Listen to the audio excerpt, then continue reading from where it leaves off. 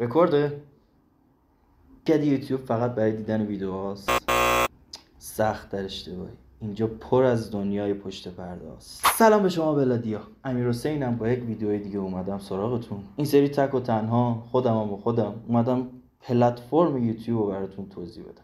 پس اگر از این ویدیو خوشتون اومد لطفاً لایکش کنین، برامون کامنت بذارین و این زنگوله رو بمالین و سابسکرایب کنین تا طبق الگوریتمای یوتیوب پیش بریم و بتونیم بیشتر دیده شیم و کنار شما خانواده‌مون رو بزرگتر کنیم.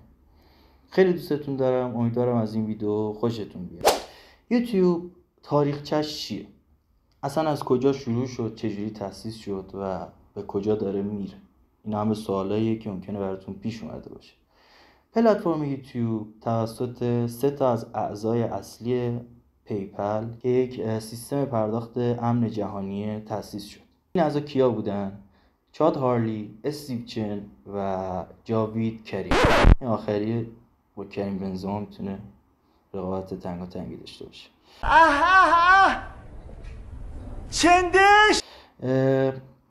این پلتفرم رو سال 2005 تأسیس کردن که در اصل این پلتفرم دوستیابی بود. اما اینا با خودشون فکر کردن، گفتن کجا میتونیم ویدیوهامون رو به اشتراک بذاریم که هم امن باشه، هم راحت باشه و هم در آینده درآمدی بهش برسه.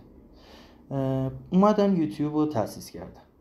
ولی کم کم با پیشرفت زمان اینا اومدن این پلتفرم رو تبدیل به این سیستمی، به یک سایتی کردن که شما میتونستین ویدیوهاتون رو اون تو بذارین و هر چیزی که دلتون میخواد به اشتراک بذارین، متن، ویدیو، آهنگ و هر کاری که امکان انجامش رو داشت. این پلتفرم تو سال 2006 به گوگل فروخته شد. مبلغی که این پلتفرم توسط گوگل خریداری شد 1,650,000,000 دلار بود. میخوام بهتون از تفاوت‌های یوتیوب با اینستا و ساب کردن و فالو کردن بهتون بگم. اینستا با یوتیوب کلی فرق میکنه. هرچند که شما هم از اینستا میتونین حتی درآمد دلاری به صورت مستقیم از خود اینستا داشته باشین که این کار با بیزنسی کردن اکانتتون امکان پذیر میشه. اما این نیاز به رشد بی‌نهایت پیج شما داره و باید بسیار بالا باشه پیجتون. ولی یوتیوب اینجوری نیست. یوتیوب درآمد دلاریش خیلی هم بالاتر از اینستا. اینستا ممکنه شما 10 میلیون ویو بگیرین و فقط $50 بگیرین، ولی تو یوتیوب ممکنه اون 10 میلیون ویو براتون $3,000 آب بخوره. تفاوتاشون اینجوریه که شما وقتی توی اینستا میخوای معروف شی، میخوای بالا بیای، میخوای پیجتو بالا بیاری، باید حتما، حالا نه لزوما، با تلاش هم هست پیجایی که بالا اومده، ولی پیجایی که خودمونیم، پیجایی که خیلی بیشتر بالا اومده اکثرا با خزبازی و کارهای نامتعارف بالا اومدن و خب این خزبازیه تو یوتیوب جواب نمیده و اصلا امکان نداره شما یک شبه توی یوتیوب موفق بشین و ساب بالا بگیرین. البته خب استثناهایی هم وجود داره، آقای رونالدو و البته امیر تتلوی خودمون، اونم یک هایی تو یوتیوب سابسکرایبر گرفت. استثناءاتشه، قطعی نیست. فرق فالو کردن توی اینستا و ساب کردن توی یوتیوب چیه؟ فالو کردن در اینستا به معنای اینه که من فقط تو رو دنبال میکنم، لزوما هیچ نفع مالی بهت نمیرسونم. اما توی یوتیوب سابسکرایب کردن به این معنیه که من نه تنها دنبالت میکنم بلکه نفع مالی هم بهت میرسونم، اما با این شرط که تو هم من چیزی آموزش بدی یا اینکه حداقل سرگرمم کنی. اما اینستا فقط فالو کردنه و اینکه شما فالو میکنین ممکنه سرگرم بشین، ممکنه نشین و ممکنه حتی تو بعضی از ویدیوها اسکول هم بشین. اینا تفاوت اینستا و یوتیوب بود، کارهایی که تو اینستا باید بکنین برای معروف شدن و کارهایی که تو یوتیوب باید بکنین. یوتیوب مثل یک شرکتی میمونه که شما استخدام اون شرکت میشین، اما یه تفاوت اینجا وجود داره. شما وقتی استخدام یک شرکت توی همین ایران خودمون میشین، 1 ساعت کاری براتون رئیس شرکت تعیین میکنه و میگه که شما باید از این ساعت تا این ساعت بیای سر کار. مثلا شما ساعت 8 صبح تا 2 بعد از ظهر باید بیای سر کار. شما نمیتونی بگی من نمیام، من 10 میام، من 12 میام. اصلا همچین امکانی وجود نداره. ساعتی که برات تعیین شده باید سر کارت باشی. اما یوتیوب به عنوان شرکتی که استخدامش میشی میگه که، حالا این گفتنش که میگم اصطلاحه، میگه که شما هر ساعتی که خودت دوست داری بیا، دوست داری 1 بار در هفته بیا، دوست داری 2 بار در هفته بیا، دوست داری هر روز بیا و دوست داری هم 1 بار در سال بیا، هر جور که خودت دوست داری. اما این باید منظم باشه. این منظم بودن به این معنیه که شما وقتی که وارد یوتیوب میشین برای اشتراک گذاری ویدیوهاتون باید منظم باشین و از الگوریتم یوتیوب خارج نشین. اینو شما توی یوتیوب تعیین نمی‌کنین. مثلا جایی وجود داشته باشه بری دکمه بزنی که تعیین کنی آقا من 2 روز در هفته میام. نه، اینو با نظم ویدیو گذاشتنت برای یوتیوب مشخص می‌کنی که آقا من 2 بار در هفته میام، هر روز میام یا 1 بار در هفته میام. همه چی رو خودت مشخص می‌کنی. یوتیوب خوبیش همینه. فرق اینستا و یوتیوب اینه که اینستاگرام طبق الگوریتمی که داره ممکنه پیجت حتی بپره، اصلا نتونی توش پیشرفت کنی، ممکنه اونقدر جذاب نباشی یا یک روند ثابتی داشته باشی. اما یوتیوب میگه که فقط شما بیا تو این پلتفرم شروع به فعالیت کن با هر چیزی که داری.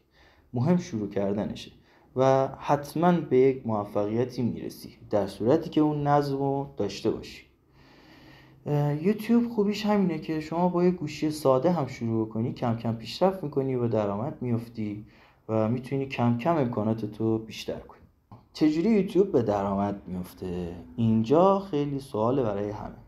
یوتیوب میاد به ویوها و تبلیغاتی که روی ویدیوهاتون قرار میگیره درآمد انگار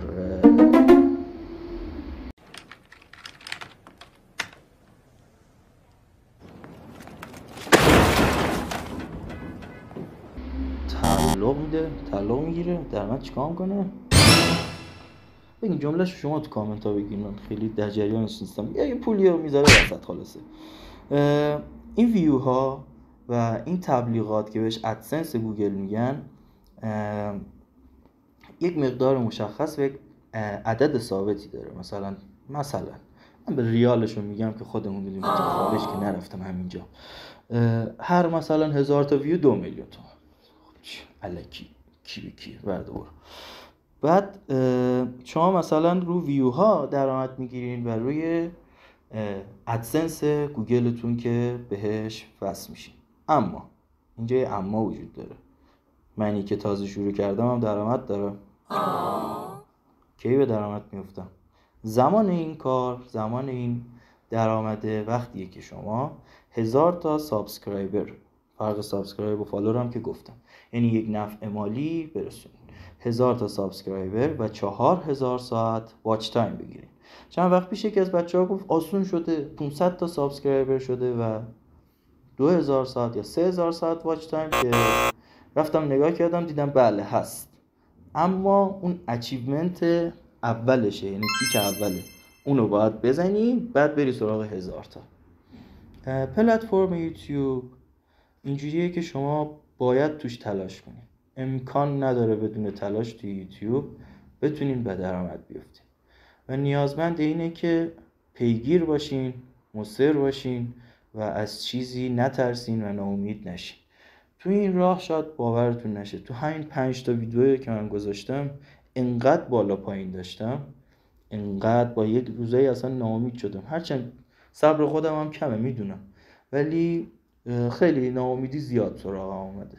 توی پلتفرم یوتیوب به عنوان اولین یوتیوبرها میتونم بهتون، البته کینگ این کار آریا کوکسره چون قدیمی ترینه و ویدیوهای قدیمش رو میتونیم ببینین که شاید با نوکیا 1120 دوربین داشت، نه سونی اریکسون، با یکی از اینا گرفته.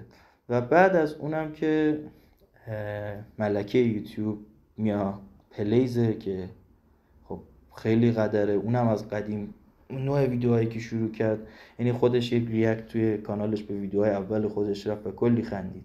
بهتون بگم که یوتیوب کارش فقط شروع کردنه. شما لازم دارین که فقط ویدیوهاتون رو بذارین و شروع کنین. من کسایی رو میشناسم تو همین مشهد خودمون مانیتایز شدن، به درآمد افتادن و تنها کاری که میکنن گوشیشونه میگیرن جلوشون یا به یقه‌شون وصل میکنن یا دوربین دارن و میدونن از فاصله مشهد تا نشابور رکورد دویده و ویدیوش دیده شده، میلیونی دیده شده. دور پارک ملت 10 دور دویده و دیده شده. حتی ویدیوهایی توی یوتیوب هست که شما باهاش میتونین درس بخونین. یعنی طرف اومده ویدیو گرفته از خودش یه کاغذ جلوشه، یه دفتر جلوشه و فقط داره درس میخونه. 20 دقیقه درس میخونه. و شما اگه میخوای درس بخونی میتونی کنار اون با آرامش بیشتر درس بخونی، چون یکی هست کنارت داره درس میخونه. یوتیوب به درد خیلی کارا میخوره. هر کاریو که شما بخواید شروع کنین، استارت کار هست که بخوایم بریم ویدیوشو ببینیم و یاد بگیریم که چجوری باید شروع کنیم. برنامه نویسی، آرایشگری، حتی خرید و فروش ماشین. یعنی شما هر مدل کار، وکالت، هر مدل سوالی داشته باشین، از توی ویدیوهای یوتیوب حتما میتونین به جواب برسیم. برای یوتیوب فقط شروع کردن شما مهمه. وقتی که شروع کنین حتی با ویدیوهای ضعیف، یک جای خود یوتیوب شما رو سجست میکنه، یعنی معرفی میکنه به بقیه. آها راستی، معرفی کردن یوتیوب مثل اینستا نیست. ممکنه توی اینستا من یک چرت و پرتی رو ببینم از توی اکسپلورم، ممکنم هست نبینم، یا ممکنه اون چیزی که مورد علاقه رو ببینم، ممکنم هست نبینم. اما توی یوتیوب اگر من برنامه‌نویس باشم، فقط ویدیوهایی که مربوط به برنامه‌نویسی باشه به من پیشنهاد میشه و کمتر پیش میاد ویدیوهایی که مورد علاقت نیست و بهت پیشنهاد بده. در کل پلتفرم یوتیوب چیزیه که شما فقط نیاز دارید شروع کنید و شروع کردنش ملزم به اینه که اراده داشته باشین و مصمم باشین. همین. ناامید شدن تو هر کاری هست. اگر قرار شروع کنین لطفاً ناامید نشین. مرسی که تو این ویدیو همراه من بودین. اگه از این ویدیو خوشتون اومد و از این سبک ویدیوها خوشتون میاد که با هم دیگه چیزهای مختلف، پلتفرم‌های مختلف، حتی کارهای مختلف رو بررسی کنیم، خوشحال میشم که ویدیو رو لایک کنین، سابمون کنین و اگر کامنت بذارین که از همه کامنتاتون هم میخونم و اون زنگوله رو هم بمالین، اینجا میمالن. خیلی دوستتون دارم. خاک کف پاتونم. تا ویدیوی دیگه. خدا